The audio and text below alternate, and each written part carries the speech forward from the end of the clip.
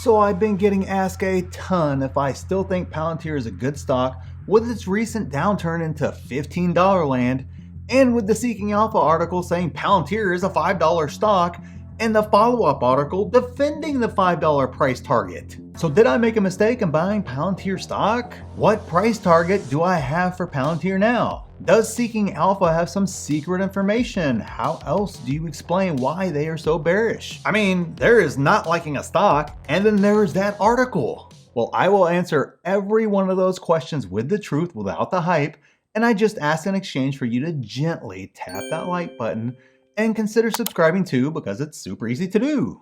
And are you against having a team of investors, including me, working directly with you as we navigate these crazy times? If not, then you need to know the sale ends tomorrow to join the Market Insiders private group, and the prices will never be lower than this again. You get full and direct access to me and a group of 6- and 7-figure investors, and you get access to 4 courses for free that teach you how to plan, do evaluation, build up your cash, and you get to see my watch list with price targets, my buy and sell alerts, live weekly Q&As, exclusive videos, and a ton more, so check out the pinned comment. And before blasting me for promoting it, I have no ads, no sponsors. This is what YouTube pays me in a month, and I give half of that and half the group's proceeds to charity. Alright, so let's address the Seeking Alpha article first, and then we will jump over to my price targets. So why would Seeking Alpha have an article like this extreme bear case? I mean, it doesn't make any sense. And heck, if I'm really being honest, even the bear analysts don't have it going anywhere near that low. Well, the truth is, it had nothing to do with Palantir and everything to do with the business behind Seeking Alpha. So let me explain this from the perspective of someone who has and runs multiple businesses and buys businesses from time to time too. Remember, I'm not a YouTuber first, I'm an investor and business owner, and that was long before ever getting on YouTube. So from a business standpoint, in my mind, it makes far more sense to put out both bull and bear articles. It's actually the smartest thing to do. We all seek confirmation bias. Everyone does, even when you don't mean to or want to, you still do it. So as a business, if I provide both, they get twice as many clicks if they release 2 articles, one bearish and one bullish on a particular stock. Now they are servicing a much larger audience than just the one side. And then the algorithm jumps in and serves more articles that fit your overall feeling and what you want to read. And before you know it, you really like Seeking Alpha as they align with your thoughts, goals, and all that good stuff. If Seeking Alpha doesn't play both sides, they miss out on a huge audience of potential customers. Then when it comes time to sell you the premium stuff, they can point to a litany of articles where they made the perfect call because they played both sides in the first place. It's really easy to be perfect when you say a stock is going to the moon, and then the next day another article comes out and says it's going nowhere. It's honestly a great sales pitch to say, buy my service because I guessed every Super Bowl winner right for the past 20 years, and here is proof, and I can provide that proof if I pick both teams to win every year. It means more revenue, more profits, more of everything.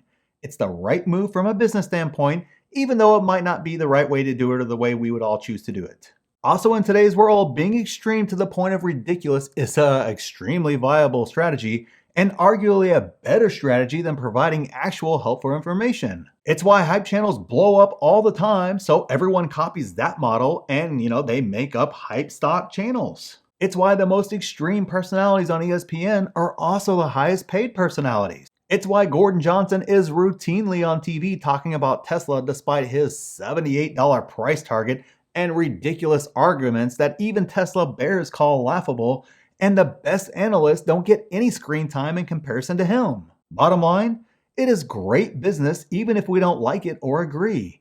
It's why I harp so much on having a plan, doing your own valuations, and your own due diligence. Learning that means you no longer need to read articles from Seeking Alpha or any other source except for fun. So should you just sell Palantir as it's going to $5 soon? Well, I would be lying to you guys if I said I haven't been buying like crazy these past few weeks, and I will continue to buy if the price stays this low. With Palantir, it's a long-term play as we have discussed here many times on this channel, so although I see no chance of it going to $5, but I wouldn't care if it did as long as nothing fundamentally changed with the business itself. Giving me Palantir $5 per share and nothing changes?